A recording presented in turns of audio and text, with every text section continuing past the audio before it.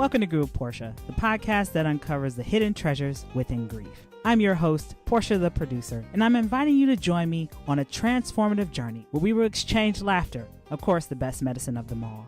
Reflect on cherished memories. Remember that time that the little boy grabbed my hand instead of his mother's at the amusement park? Yikes. And of course, discover gratitude while navigating one of life's hardest challenges, loss. So get ready to grow with me, Portia the producer. Let's dive in.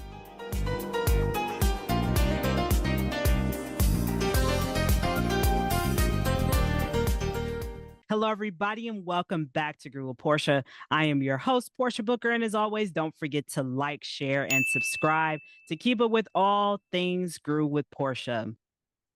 One of the things that I think that I brought up many times is during my TV career, how I felt like I was a prisoner in that situation for a certain period of time.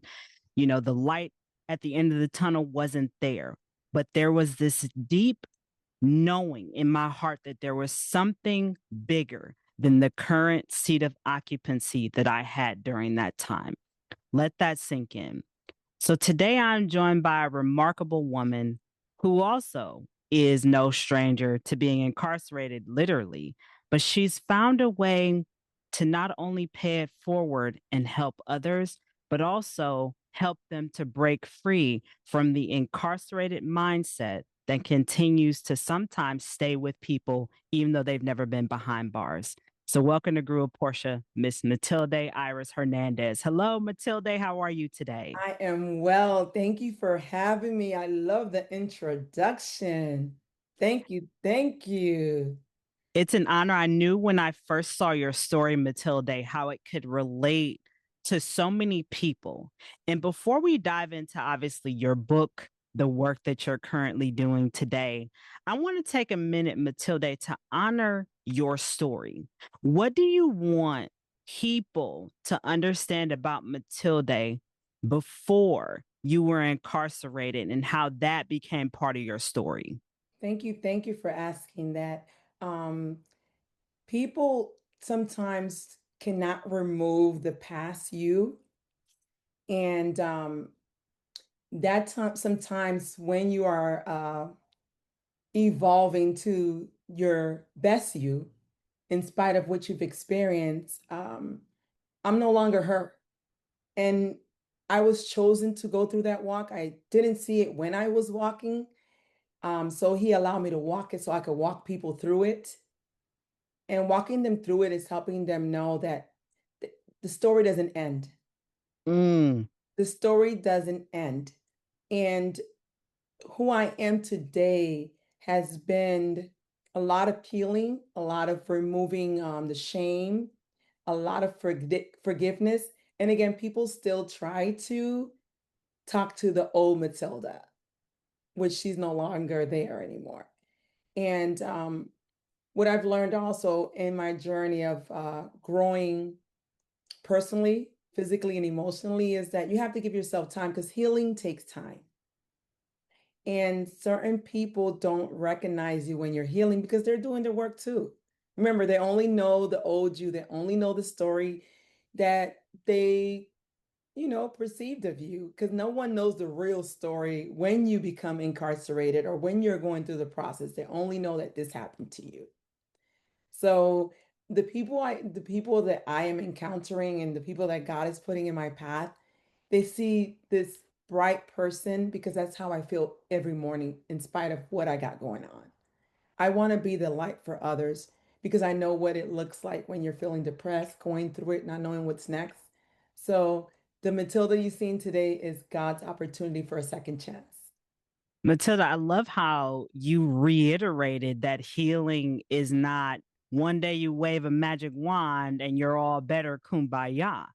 It is a multiple step journey. And sometimes you have to go back to step one, right? And I'm curious, Matilda, I don't know if anybody's ever asked you this, but you brought up how people like to keep you in the same lens that they met you sometimes. When did you start finally introducing yourself as Matilda who has been healed and no longer Matilda as this person who is incarcerated? Thank you for that question. That's a deep one now, because again, when we're working on ourselves as a daily walk, environment's everything. Sometimes you can go back to the old people and start to slide back and do a, you know, let me turn it back because you want to be comfortable. You want to make people feel comfortable of who you are becoming, and they're not accepting that, right? So it took me a while. I got to be quite honest with you. Started peeling more to the next level after my separation in 2015. I knew who I was, but I still was allowing the shame to cover. So I allow people say their little words and this and that and the third, but I had to stop that in 2020 when I went into myself and said, you know what? You got to keep on showing up. I had to keep on showing up. And even today, I still have to keep on showing up because you have 1,000 million thoughts that come in. You still hear negative comments of what you've seen. Um, but I had to introduce people to who I am because a lot of people, when you're growing, you make them uncomfortable. So I didn't have to really introduce myself. I really had to continue my growth. And as I continue my growth, those people that I so-called had to introduce, I didn't because they fell off. But the people that I'm coming to connect with, they see me. I don't really have to even share a story. They see who I am today.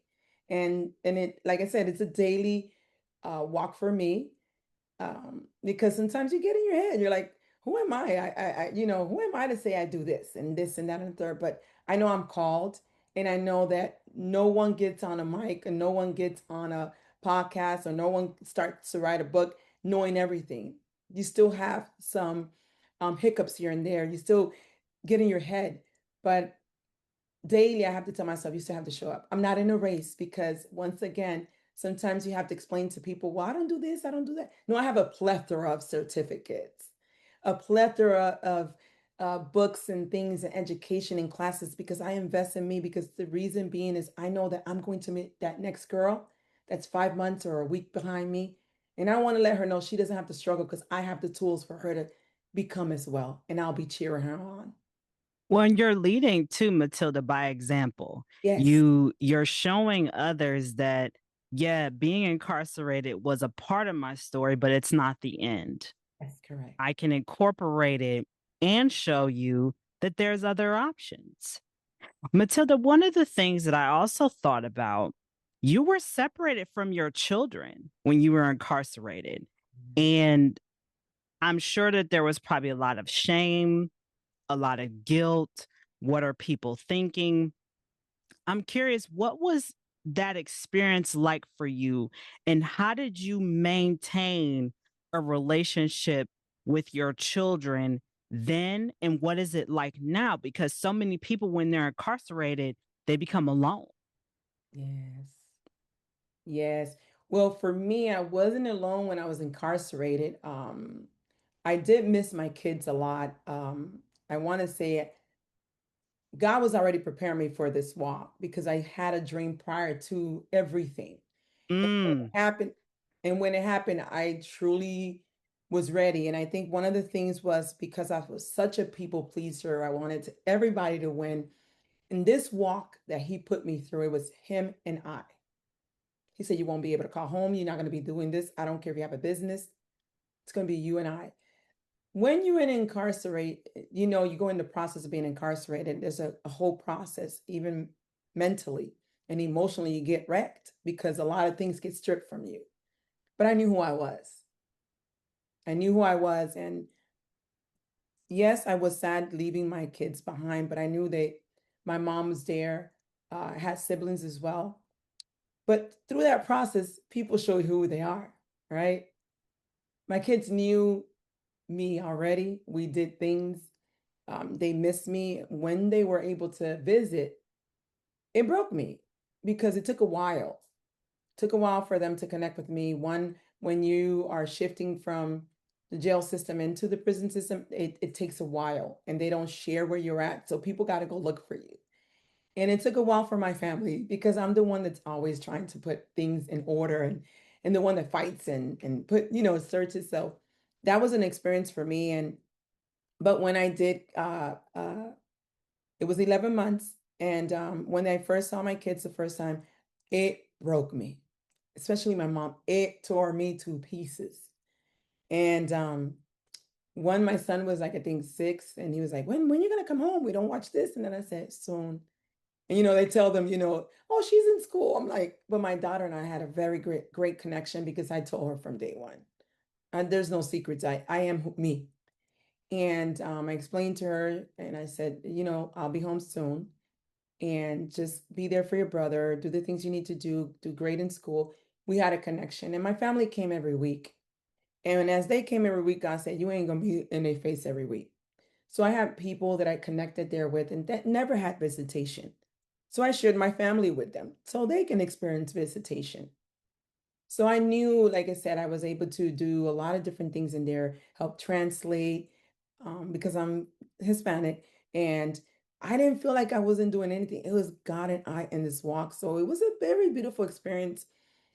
He molded me. So he planted me there. He prepared me. And now he's giving me a different perspective of life. When people are incarcerated, it's never a facility, it's an actual mindset. And Matilde, we talked a little bit about that before we started. How being incarcerated, some people have never had handcuffs on them, never been behind bars. The only time I've ever been in a police cruiser was when I was little and our car had broke down on the freeway and they brought us home. That's the only time I've ever been in the back of a police car. Other than that, I've never ever had that experience. But there's so many people walking around today who are incarcerated by the limiting beliefs they have, the thoughts that were implanted in them young of you're not going to be anything when you grow up. I've shared this story about a teacher that I had in middle school that said only people with A's would be successful in life. And I was a B student. And that did something to me for a period of time. It Mhm. hindered me from seeing that success was possible.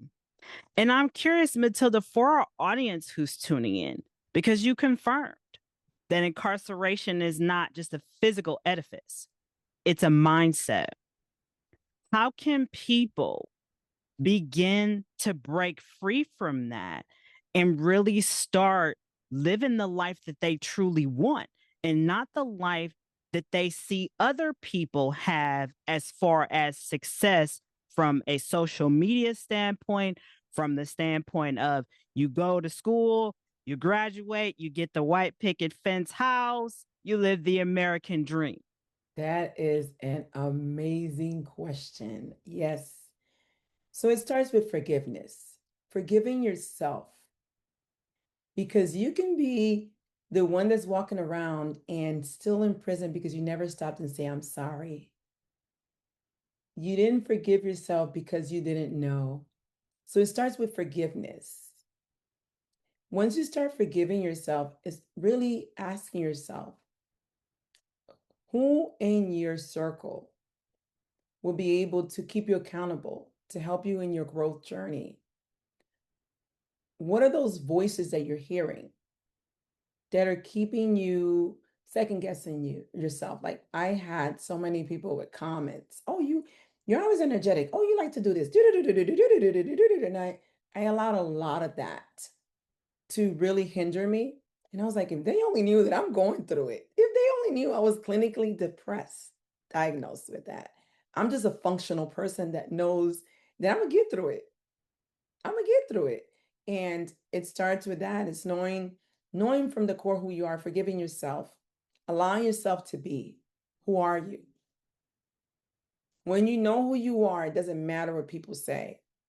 Yes, they labeled me and say you're sentenced to this amount of time. And yes, you have a felony. And yes, I have allowed it for so many years to keep me silent. Shame is one of the biggest things that will keep you silent in rooms that you know you belong in.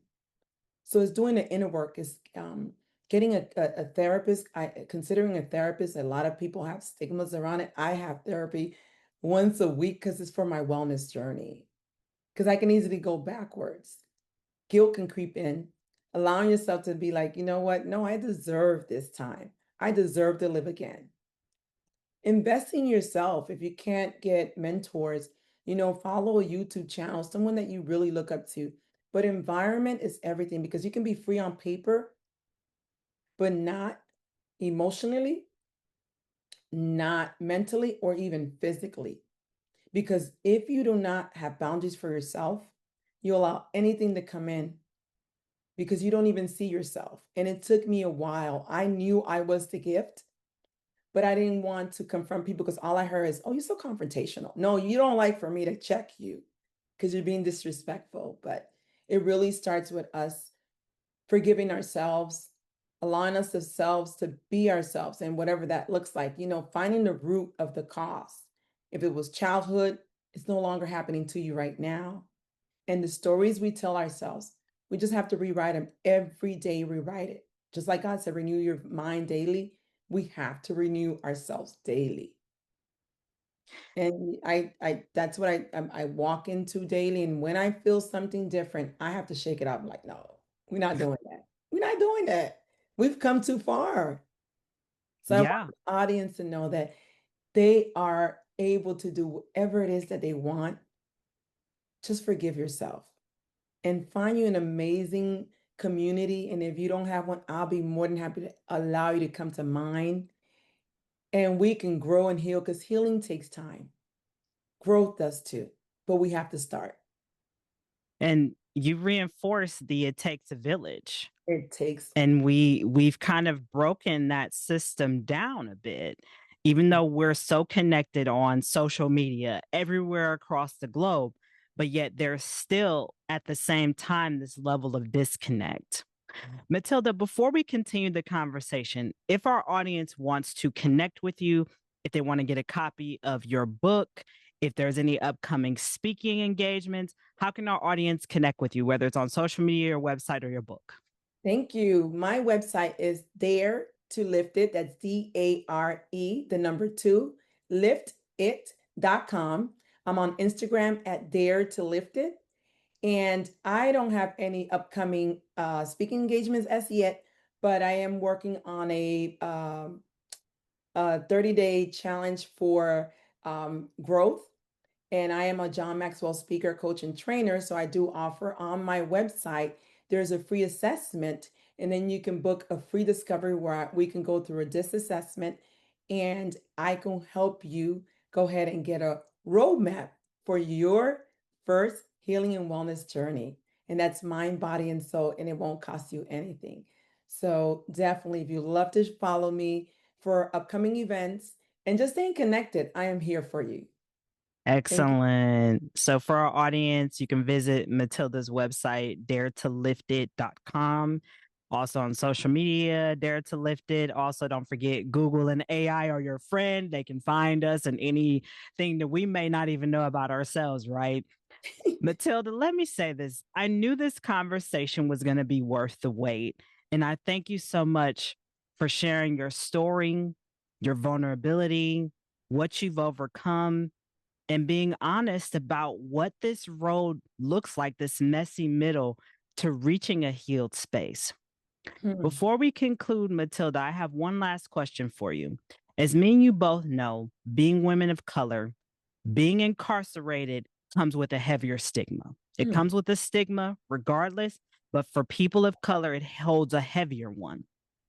And I'm curious for our audience today, how can we begin to start to see people who have been incarcerated for who they are and not the label that has been placed on them based on whatever prompted them to land in that physical place in the first place? There is a big stigma with people that have been incarcerated. Once they know that you're incarcerated, you're labeled, you're placed in a box. And one of the things is giving people an opportunity because when a person is not incarcerated, not everybody is really incarcerated for that typical crime. There's a plead. So if we're judging the person that been incarcerated, I'm not saying someone that's on death row or something like that, but there's a lot of things that happen when you are on the journey to being sentenced. Giving the person an opportunity for a second chance. Where are they today from when they were incarcerated? What are they doing? I think we're not giving the opportunity to really show who we are today. And it starts with that, opening doors for people that have had that experience, because no one's exempt to go on that side of the fence. Some of us just haven't got caught, and the ones that have got caught, they had to walk through it. And if they didn't walk through it and had any assistance, that's why they go back in the system. They go back in the system because there's no community.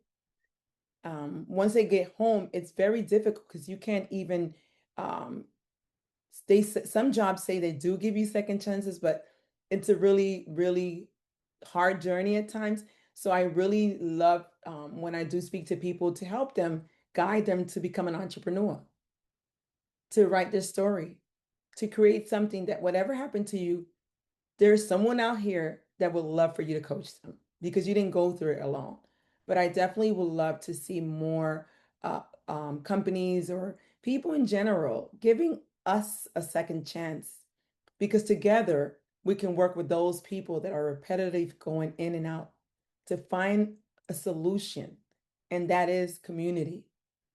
100% and reduce the rescind was it going back into the system, the pipeline all over again, right? We and I've said this before, Matilda, that we are our brother and sister's keeper, and it's our fault the reason why these things keep happening. So many of us want to be a bystander when we need to be a by-doer. Yep. And everybody, that was Miss Matilda Iris Hernandez that you heard from today on Grew with Portia. And that concludes our conversation. And until next time, everybody, peace and hair grease, everyone. Thank you.